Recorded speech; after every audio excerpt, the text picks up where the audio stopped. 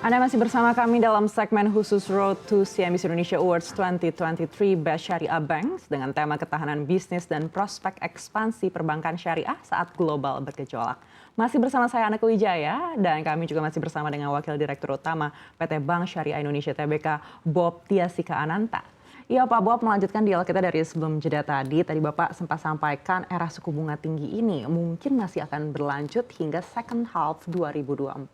Apa yang membuat Bapak optimistis kalau memang ini akan selesai di second half 2024 atau tidak berlanjut lagi mungkin hingga 2026? Oke, yang saya sampaikan tadi harapan bahwa kemudian suku bunga tinggi ini ya harapannya di semester 2024 nggak berlanjut, sudah kemudian kembali. Nah, itu pun harapan yang dalam konteks pemikiran saya itu cukup optimis karena bagaimanapun bahwa suku bunga yang ada di kita, di negara kita itu nggak akan lepas dari suku bunga global. Which is kalau kemudian kita ngelihat Fed rate itu masih mempertahankan suku bunga tinggi karena di Amerika sendiri menghadapi tantangan inflasi dan juga tingkat pengangguran. Nah, maka kami berharap bahwa mungkin dengan nanti kebijakan-kebijakan yang sedang dilakukan oleh Amerika itu pun kemudian tidak berlanjut sehingga di BI rate pun kemudian tingkat suku bunga tinggi itu bisa berakhir di semester 2 di 2024. Karena dengan tingkat suku bunga tinggi, mungkin both side asset and liabilities on banking industry itu memang akan harus memiliki new equilibrium dan itu cukup berpengaruh signifikan terhadap bagaimana perbankan bisa mengkontribut terhadap perekonomian nasional. Meskipun Bank Indonesia tetap memberikan insentif terhadap perbankan, apakah tetap harapannya ini bisa berakhir di second half 2024? Iya, tetap. Jadi insentif-insentif ini kan untuk kemudian mengurangi tekanan dengan memberikan ke sektor-sektor tertentu yang mungkin harus align atau akan align dengan rencana pertumbuhan ekonomi nasional, termasuk misalnya di green financing, itu insentifnya cukup seksi gitu kira-kira, bahwa memang kita harus memikirkan yang sesuatu ekonomi yang lebih berkelanjutan, maka diberikan insentif yang mungkin lebih atraktif gitu.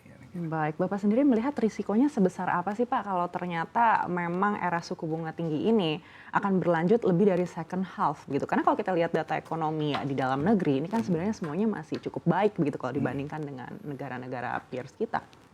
Mungkin yang harus mengantisipasi cukup rigid itu sektor keuangan.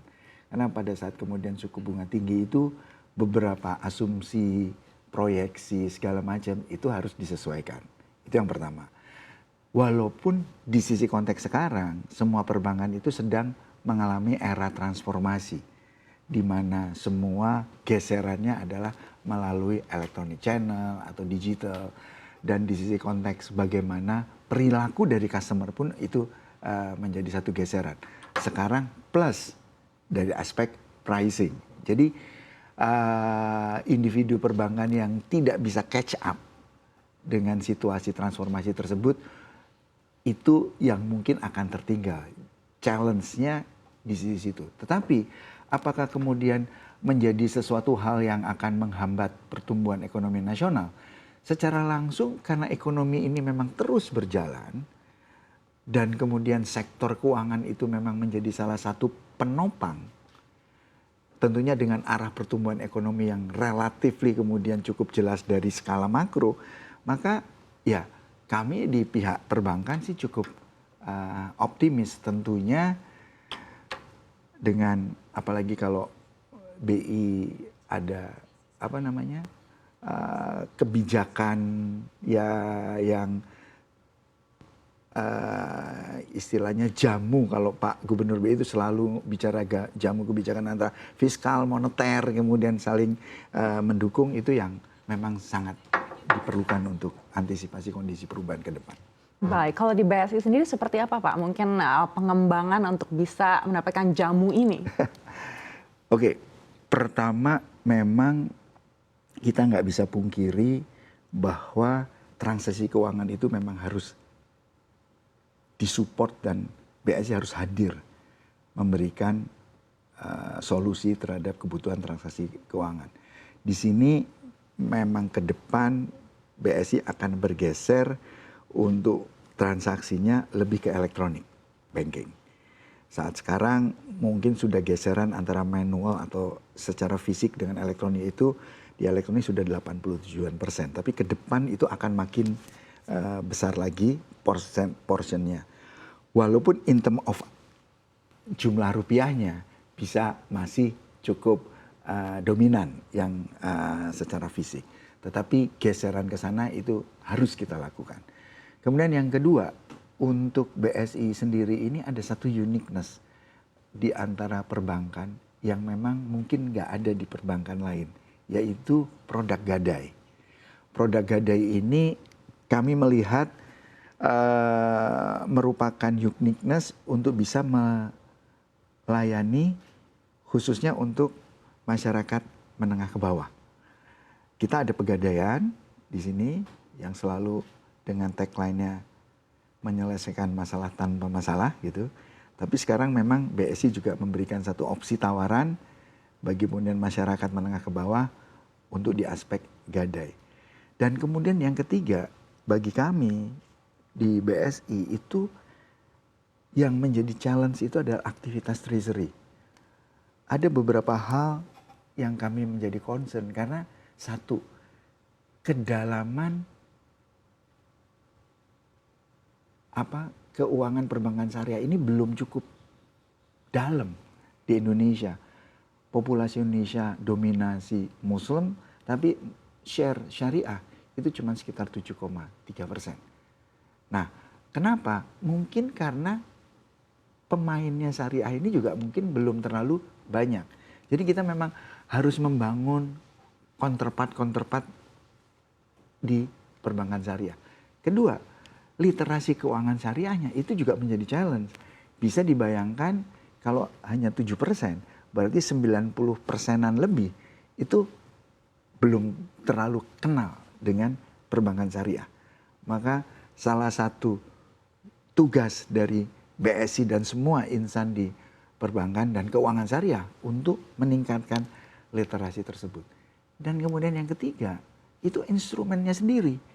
Kami di Treasury, kalau kemudian di bank konvensional ada beberapa produk-produk untuk fungsi solusi, hedging, dan sebagainya. Di syariah ada produknya, tapi dengan siapa counterpartnya? Nah, maka di poin tersebut, maka BSI pun coba mengembangkan dengan membuka pasar global sebagai awal untuk bisa memberikan solusi terhadap kebutuhan pasar tersebut dengan bercounterpart terhadap global itu. Selain bahwa kita juga memperjuangkan di aspek literasi dan inklusi keuangan syariah. Saya mengkut beberapa yang juga suka disebutkan oleh para regulator itu ABG. Jadi di konteks untuk peningkatan literasi itu ada pihak A-nya akademisi, jadi kemudian juga perlu ada edukasi dan sebagainya. B-nya businessman-nya, jadi pelakunya. G-nya itu government. Jadi regulator ini juga kemudian harus sejalan. Jadi tiga ini harus sama-sama. Selain juga kayak kami menjadi market maker untuk penerbit EBAS, efek beragun aset syariah pertama di Indonesia untuk memberikan satu tawaran-tawaran produk kepada masyarakat. Ini ada yang kemudian berbasis syariah. Kita bekerja sama dengan SMF untuk menerbitkan EBAS SP di 2 bulan yang lalu. Itu hal yang bagian bagaimana BSI coba menjadi market maker juga di pasar perbankan nasional ini. Baik, menarik sekali Pak Bob terkait dengan literasi dan juga inklusi keuangan syariah ini yang sebenarnya menjadi PR kita bersama begitu ya. Kita